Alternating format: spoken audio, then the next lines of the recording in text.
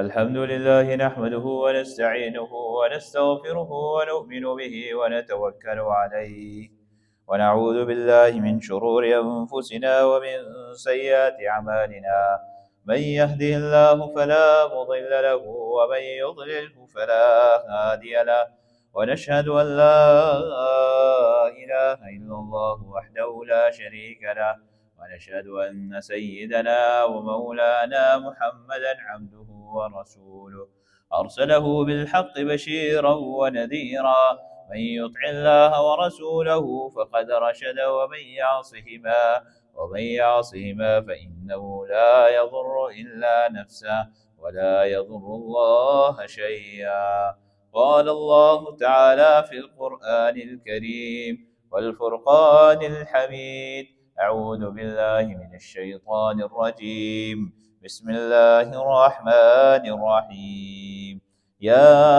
أيها الذين آمنوا إذا نودي للصلاة من يوم الجمعة فاسعوا إلى ذكر الله وذروا البيع، ذلكم خير لكم إن كنتم تعلمون. فإذا قضيت الصلاة فانتشروا في الأرض وابتغوا من فضل الله واذكروا الله كثيرا لعلكم تفلحون. وإذا رأوا تجارة أو لهوا انفضوا إليها وتركوك قائما. قل ما عند الله خير من اللهو ومن التجارة، والله خير الرازقين. صدق الله العلي العظيم، ونفعني وإياكم بآياته والذكر الحكيم. إنه تعالى جواد كريم، ملك بر رؤوف رحيم. اللهم صل وسلم على سيدنا ومولانا محمد بعدد من قعد وقام. اللهم صل وسلم على جميع الأنبياء والمرسلين وعلى سائر الصحابة والتابعين وعلى عبادك الصالحين. دوستانو عزیزانو، الله رب العزت مبارک میاشت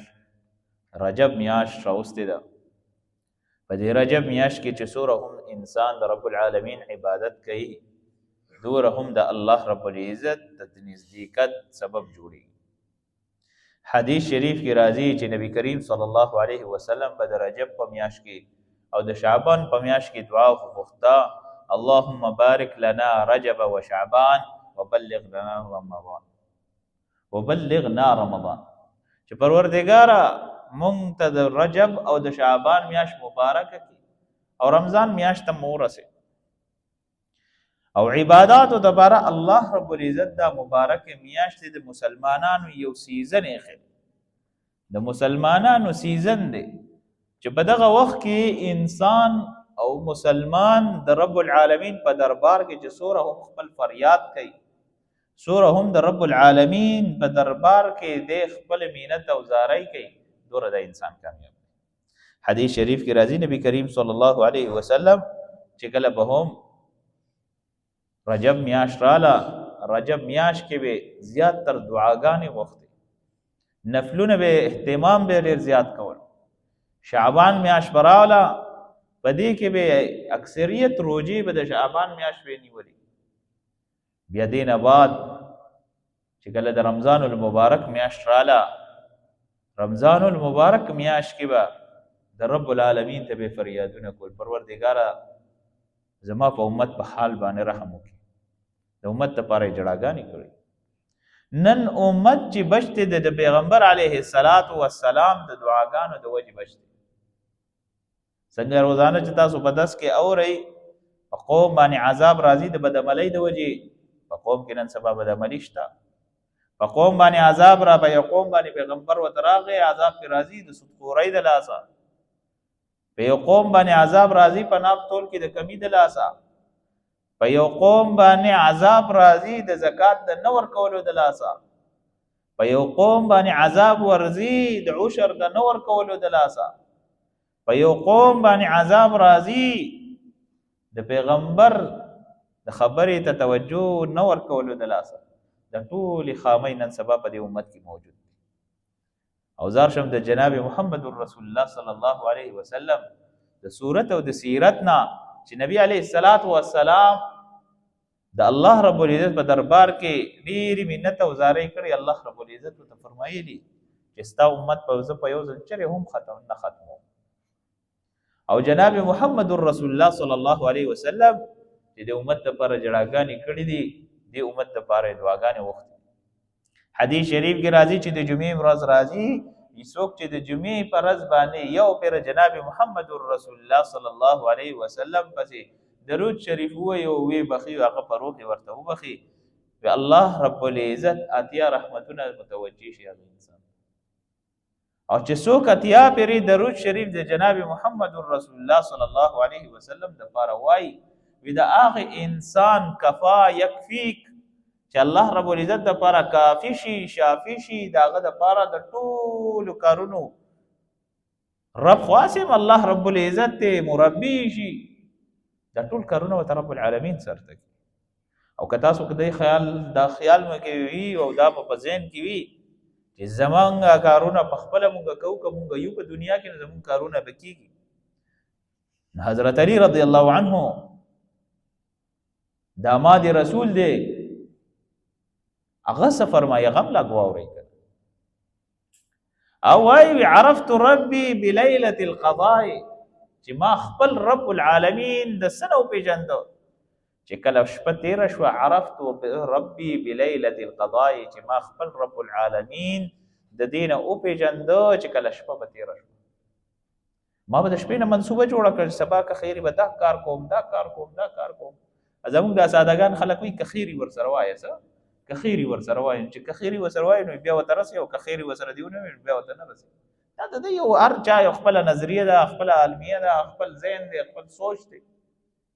که خیر وي نو هغه که خیر وي سره مونږ شی مخفف کړی نه، که خیري ورسره کړو شی څه مو کوم که خیري څه شی وایو ماشاءالله ورسره وایي چې بیا نظر نه دی. نو ټیک ده یو سوچ دی د انسان، العین حق، نو خبره موضوع رانه بدلیږي، نظر حق دی، څه شی دی ښایسته ولیدو ټیک ده، الله رب العزت د الله رب العزت نوم اخیستل پکار دی. ماشاء الله چې هېڅ یو څیز د الله د نوم نه سوا هېڅ یا د الله رب العزت د ذات نه علاوه څه ورته غټ نشته. هر یو شی چې الله رب العزت پیدا کړی دی خپل حکم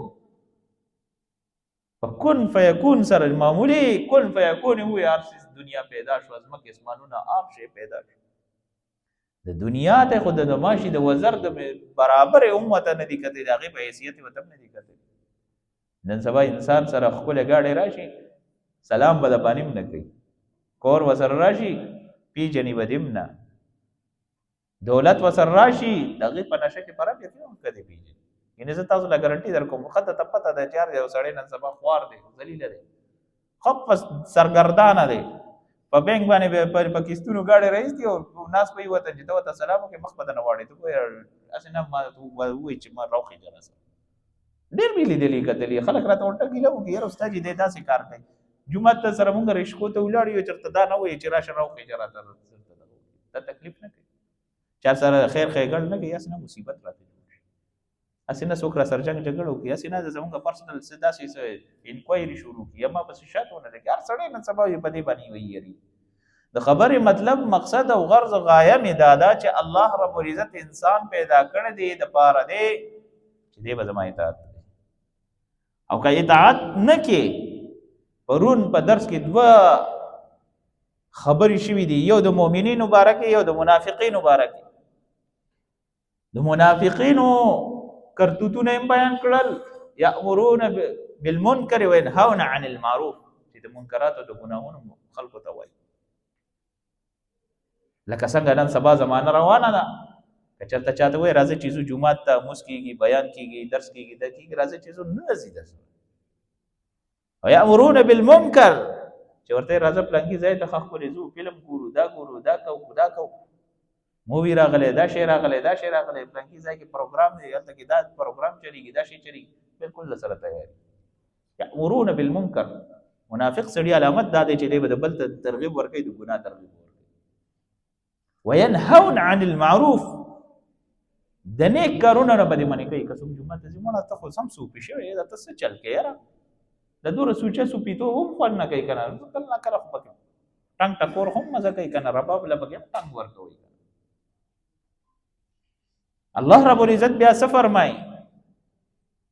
وعد الله المنافقين والمنافقات دغه منافقین او منافقات سره د الله وعده ده فی نار جهنم خالدین چې دی به همیشه د پاره په جهنم کې والکفار چې کفار به سره نه کاغه سړی او کاغه ټول به سره بیا الله رب العزت د مؤمنانو صفات بیانوي والمؤمنون والمؤمنات چې مؤمنان څنګه خلک یأمرون بالمعروف مؤمنان سړي مؤمنان خزي دی به د نیکۍ حکم کوي خلکو ته ترغیب ورکوي په خپل په نیکۍ چلی چې څنګه یو پلار په معاشره کې پلار خپل بچی ته نصیحت کوي زویا کته موږ کې نو تاسو په تکلیف رسي وینا خو موږ کوو کنه د الله رب العزت قهر ته ولې ځان نږدې کی ځکه هو الله رب العزت په قران کې د پلارانو ټول ته ویلي یا ایو الذین آمنوا ای ایمان والو قوا انفسکم واهلیکم نار خپل ځان د جهنم د اور نه وساتي خپل اهل عیال وساتي اوس پلار په خپل جمعه تزي مسکی ټیک تا خو ځي وګرس په قیامت دی الله رب العزت ته ورمخامخ شي نو تاسو څه وایي چې دی به بچي خدای به پیری بالکل نه پیری ته پکور کې حالت کې پروټای کې مالګه سیوا شي یا په سالن کې مساله سیوا شي یا مرچکې پکې سیوا شي جنگ کې کنه کې بالکل وس رابطه پاپتا لس ترځي خبرې نه دا الله کرم دی چې ما ته الحمدلله ټول مسائل راځي جنگ جګړې دا چا پړدا علم نه خو مسله دا ده چې موږ دا جنگ جګړې کو تر دې پورې چې طلاق پورې پکې نوبت راغلي دي طلاقونه پکې خلک ورکړي دي د خلکو رازونه د هر څه بالکل سر په سر ور چا راز په سر سر بالکل دی امامت بنیاد دا دی چې د خلکو رازونه سره هو کله کله زم خپشم زمام یو ګیل راځي کنه چې خلکو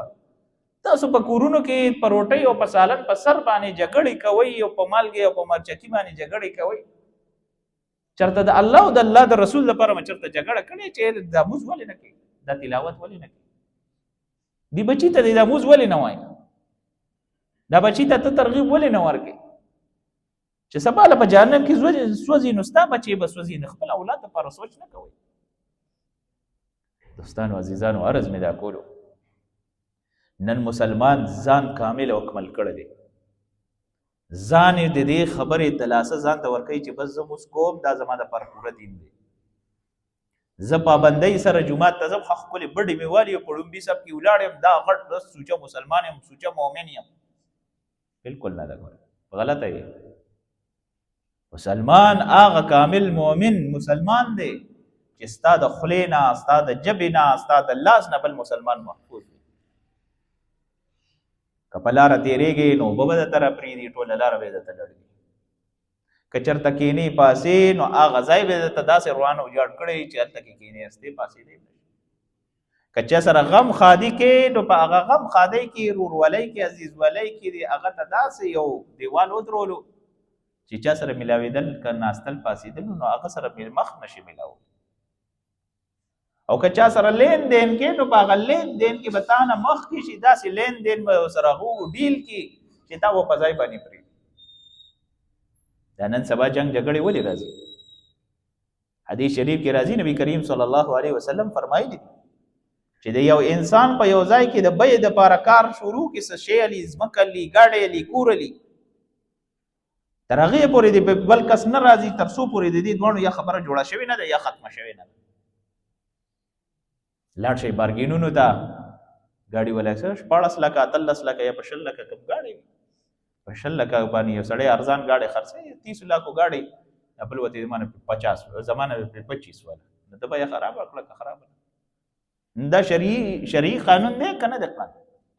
شریعت کې دا وایي چې تاسو داسې کوئ ښه بیانه کې چې دی دا پیسې ورکړي دا بیانه لس زره منه بیانه والا دا شی به ظالم بیا به راشم چې بیا تا ته ایمرجنسي یا بیانه دی لاړ شي اوس وځي دا شریعت دی دا په کوم دین کې راغلی زمونږ ټوټل لین دین زمونږ ناسته پاسته زمونږ اساس ټوټل په کلهم ټول سود باندې روان حدیث شریف کې راځي نبی کریم صلی الله علیه وسلم ارشاد فرمایلی چې قرب قیامت کې ودا سي وخت راشي چې دا سود به داسې عام شي لکه چې یو سپږه د اوښ ویښتو ته وروخیږي، د اوښ په بدن کې ګرځي او هغې پته پکې نه لګوي، داسې دا به صحابي ته تپوس کوي د الله رسوله بیا په هغه وخت کې د خلکو مونځونه به قبلېږي وي، نه به یې مونځ قبلېږي نه به یې اودس قبلېږي، شی به نه قبلېږي.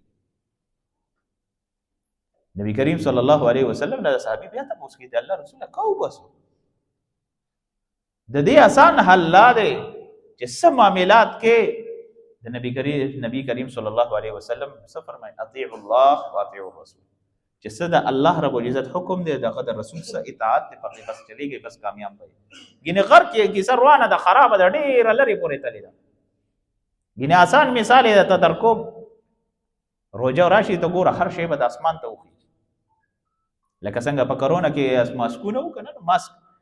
عام په 20 روپۍ میلاویږي، نو د 20 روپو هغه ماسک چې و هغه 200 باندې میلاوېده